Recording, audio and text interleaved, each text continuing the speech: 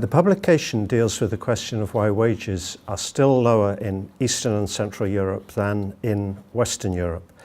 So it says something about the level and how that has evolved over time. The level being maybe a third to a half of that of richer countries of Western Europe in nominal terms. That contrasts with hopes in those countries that they would catch up relatively quickly.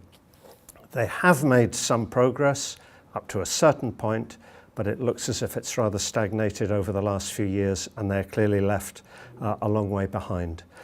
And the publication tries to explain that in terms of the strategies that governments have pursued, either implicitly or explicitly a strategy of keeping wages low so as to attract inward investment from multinational companies. And it shows that that can indeed and has brought progress up to a certain point, but they will never fully catch up.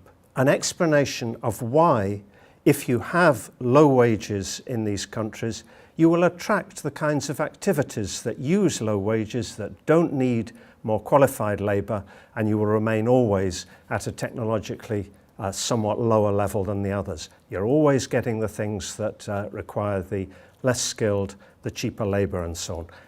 And there's no reason why multinational companies will ever bring their highest level activities, their research centres and things related to the most modern products and so on, which require higher paid labour.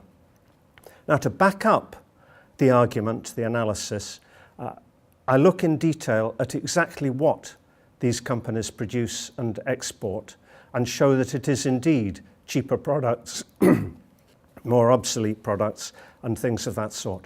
That's how they take advantage of the cheap labour. If you make your labour cheap, you will get the kinds of things that need cheap labour.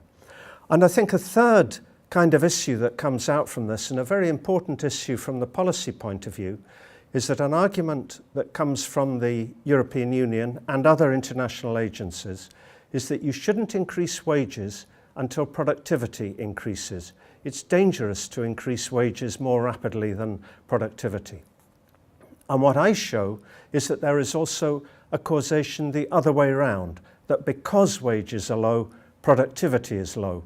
Those are the activities that multinational companies put there, and also there are ways in the measurement of productivity that means that even if it's exactly the same thing produced by lower paid workers, it will appear to be of less value. They will appear to be less productive. So that argument, saying you can only increase wages if your productivity increases, leaves you in a cycle of never being able to catch up.